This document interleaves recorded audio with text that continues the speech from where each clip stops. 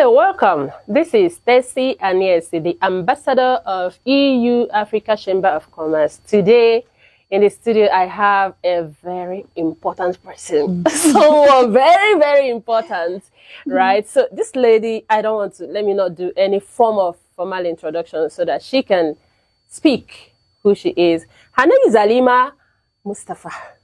There you go. Welcome. Thank you. Thank you for showing up yesterday. So the event yesterday at Mike Adenuga Event Center, you flew in all the way from Abuja. Yes. Yes. Okay. Yes. Thank you for coming. So our interactions yesterday is why I delayed your flight today. And thank you again for, for that. Okay, so can you tell my audience who Haleema Mustapha is? Well, hi, my name is Haleema Mustapha. I am the founder of 10 Square Food Hub Limited. What? 10 Square Food Hub Limited. 10 Square. Yes, okay. Food Hub. So basically, we specialize in agro exports. Okay. And we do everything with food. We think of food, think of 10 Square. So we do private dining, we do catering, but we're mainly like focusing on agro products at the moment.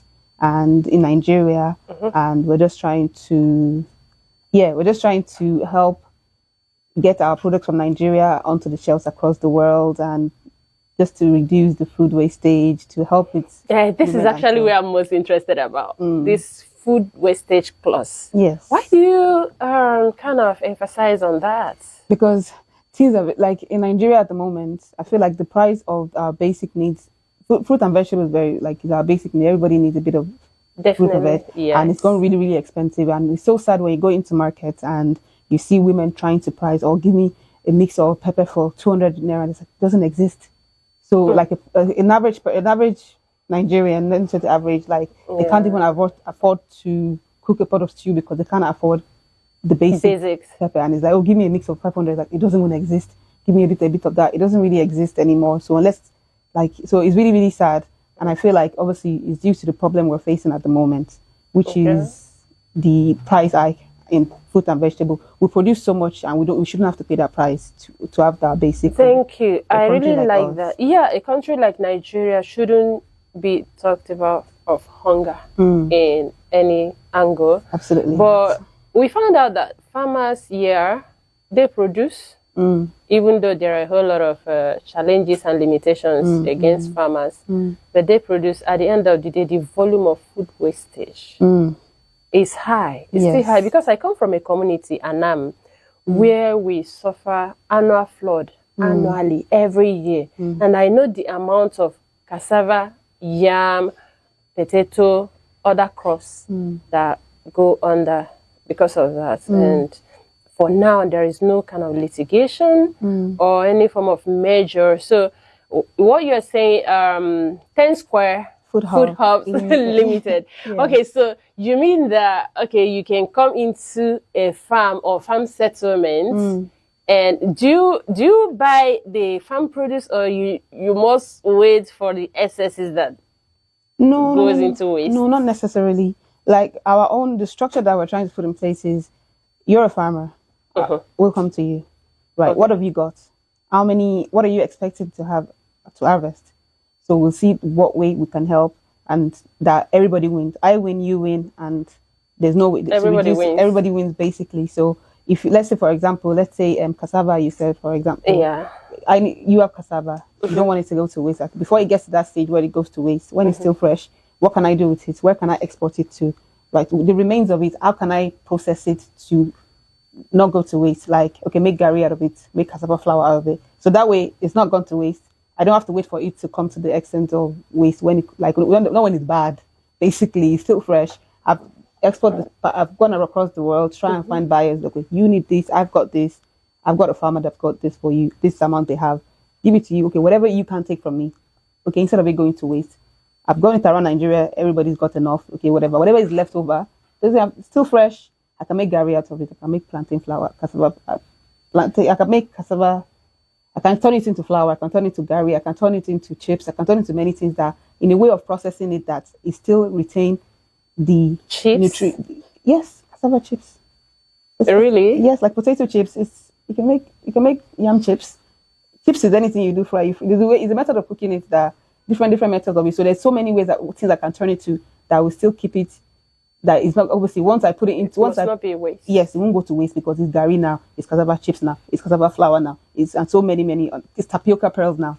I can do so much with it. Tapioca is like everywhere. Everybody likes it. I love tapioca. And you don't see it enough. What is tapioca? Sorry, tapioca is made from another thing made from cassava. It's like it's a way of fermenting it, and then it turns into like little pearls. You can turn it into these, and it's very nice. It's very nice with coconut. You can pair it with moi and so many things. And then it's eaten everywhere around the world, not just Nigeria. Like, really? Yes, China.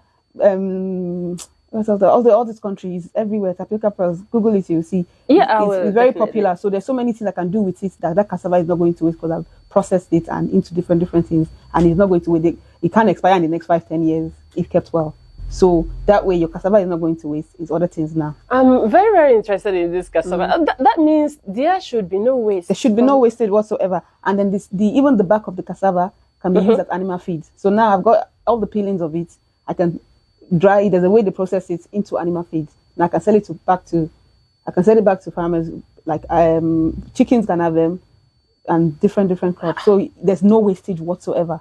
The back of it is still like. So it's just trying to, like, I don't know how to say it. I get just this. Get every benefit from it. From so there'll be no wastage whatsoever. Even the back of it is useful. So there shouldn't be waste from it.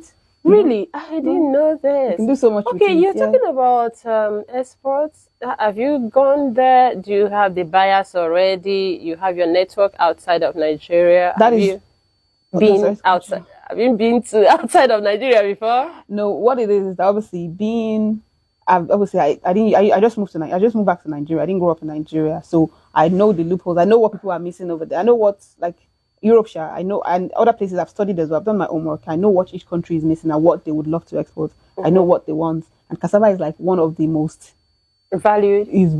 Is China. All these countries, they need it, they want it, they don't, because they don't have the climate to grow these things. We have it. We have the climate and we have the symbol. Because networking is really bad, and our packaging as well, because when we Google Nigeria market, it's smelly, it's dirty, it doesn't look pretty, and nobody wants to buy from that. It's something we're going to consume. We want something that's a bit like, okay, a farm is a farm, but the market, our ideal of a market from Africa is just, it doesn't represent. It's not pretty. It's not really pretty, and a lot of people don't want.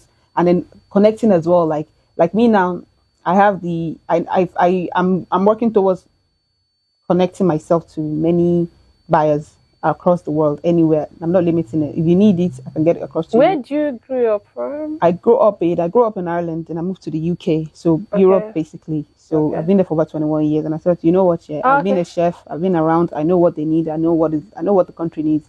Everything you eat in the supermarket is from everywhere else but Nigeria. But even the things that come from Nigeria, you never see this. They will never write it as from Nigeria. They won't. You will see Spain. You will see Peru. You will see this is from. Everything, even the daily fruits we have, the daily vegetables we have, they're all from other places because UK doesn't have the climate. It's warm like 1 month in the whole year, so they don't have a lot of things that everything. Even the cows, everything is water from everywhere. But if the ones that come from Africa, I just wonder because you don't see them. Even our cocoa that they're coming to, they take a lot of cocoa from us. Yeah, but they don't really write from Nigeria. They don't write. Why? Do you know? I don't know. I don't know yet, so I don't want to say something that's not true. But I'm just not seeing, and then I just want to see it. Maybe it's because they're not proud of the way we pack it, or maybe because what they see when they Google our market and what they see, maybe that's why they don't want people to think it's coming from a dirty place. So I don't know, but I feel like a lot of things in exports, like the export thing is over 200 billion. Oh yeah, it is. So where is it going? How come it's not written anywhere? Okay. So it's going somewhere, but we're not seeing like our cashew nut, everything they're taking. Where is it? It's not written anywhere. I buy cashew nut from like Lidl, Aldi. I've never seen Nigeria cashew nut. Just cashew nut from other places. Like they put like the fancy names, like the places that people trust, Mexico, whatever. But where is the ones that are going to Nigeria? Why is it not written anywhere? So maybe it's just the UK and Ireland that have been, but I'm sure they have some stuff they take it from Nigeria as well. But I just don't see it. I don't know. Okay, so before yesterday, I talked to you about OWIT Nigeria. Have you heard about that? No. Okay, OWIT is actually Organization of Women in International Trade. It's an organization, it's a global movement supporting women in exports and international trade. Definitely, you're welcome. Just like I told you, you're welcome to OWIT Nigeria. So right now, functioning at the capacity of with Nigeria ambassador on green energy and use.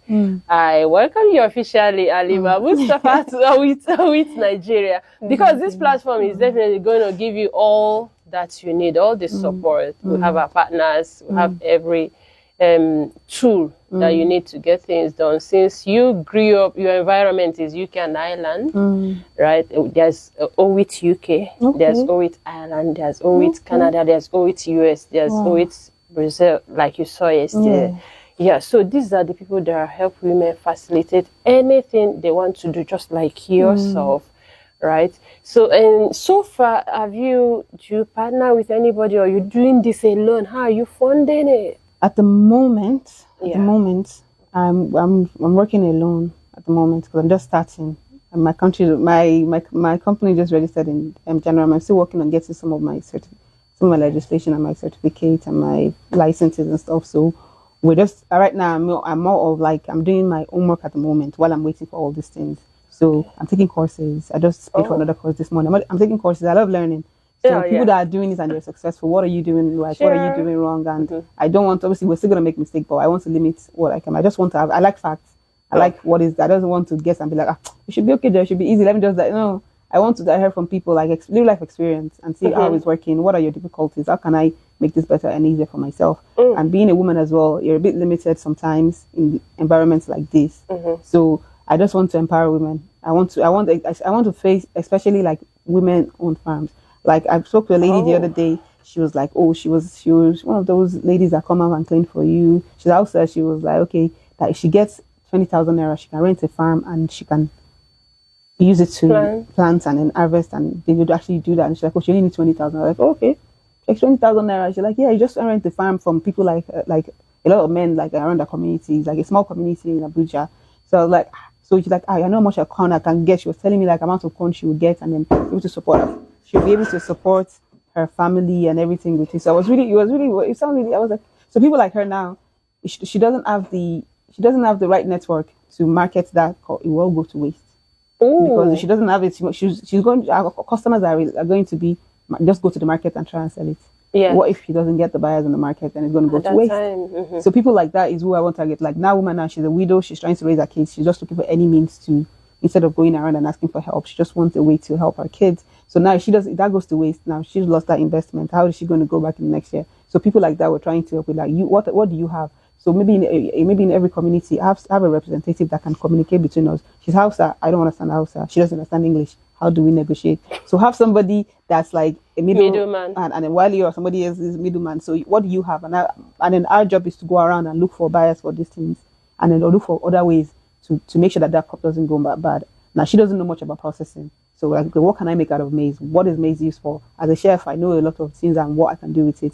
So now, if you don't, okay, last, we don't find someone to buy it from abroad. Now, what can we do to it to keep it? And just make sure it doesn't go to waste. There's no waste. I just don't want food wasted. You just don't want waste. No waste.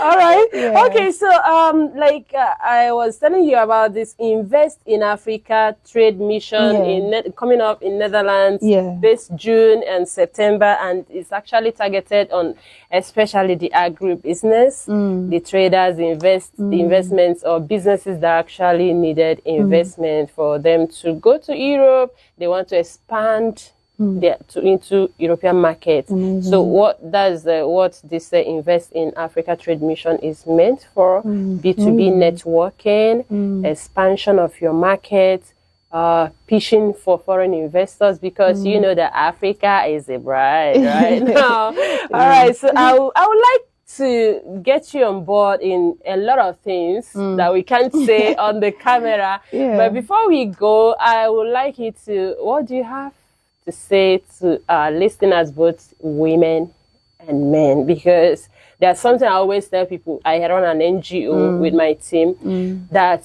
the boy child you failed to train today, definitely, will grow up to mess up that girl child that you trained. Amazing. So we need to balance it. Okay, so what do you have to tell our audience? What I can say is, look, when it comes to everyone, comes to everyone, not age and whatever. I just want to see more of. I don't want to see, when I think of a farmer, I don't want to think of the old weak man that's just struggling to work. I want to see I want to see that girl in wig change and go onto a farm and come back out knowing that you don't have to sell. I don't have to go into beauty alone to make it. I don't want to have to look a certain way. I might look this way, but you see me in the market, I don't look like this. So I'll go down, you see me, I will do whatever I have to do to do whatever. I want to be, so I want to be able to, I want to come out of what I'm wearing now and just go to the market in a different form or whatever. Yeah. Like I'm into like goat farming and stuff like that as well. So I want to go on the farm and feed my goats. Obviously I can't wear this there, but I want to be able to fit into the two worlds. Like the idea of having a certain person talk to a certain role or whatever, I want that out of it. So especially when it comes to farming, like we have a certain type of people that do farming. It's dirty, it's for the poor, it's for whatever. But I want it to be like something that even a billionaire, like shift. This is a billionaire, this is like a billion. Oh project. Yeah, $1 billion project. Building billionaires, not even millionaires anymore. That one is yeah. Billionaires out of this, and then when a proud girl that's like we can come and say, oh, I'm a farmer. And he'll be like, who are you? So that's literally what I want to see. And a young guy in his suit, and he comes out and says, oh, I'm a farmer. And you're like, okay. I just want to change the narrative of the old farming, and we can actually do this because now the way the world has changed, we have the networking, we have the social media, so people are seeing us more. And in Africa, to be honest, this is what like I don't want to. They want to be like they want something from us, but we ourselves is the way we present it. I want us to present ourselves better. I want when they see market. You just because you're a market woman does not mean you have to be dirty. Your market does not have to be smelly before I can buy food.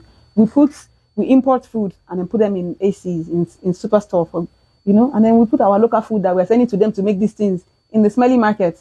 It like what doesn't balance. It doesn't balance. So I will sell you my crop from my dirty farm. You go and put it in can and then I will import it to my country and put it in the AC. Why can't my local beautiful stuff that farmer has worked so hard to keep? Why can't it be in the AC? Why must we eat with the smelly stuff to have authentic African cooking? So just to everybody, we need to just look more into this. This is the future.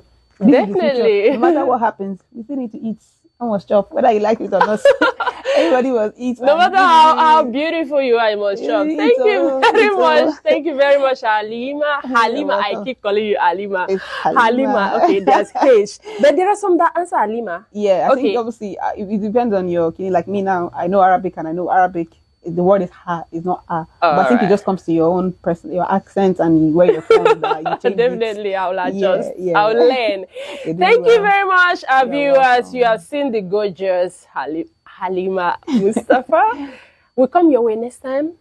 And she may be back or not. But definitely, if you want to contact her to partner with her or network with her or be any kind of business partner, you know how to reach out to us. Thank you very much, and thank you, Haleema, for coming. You're very welcome. It's so gorgeous. Thank you, you too.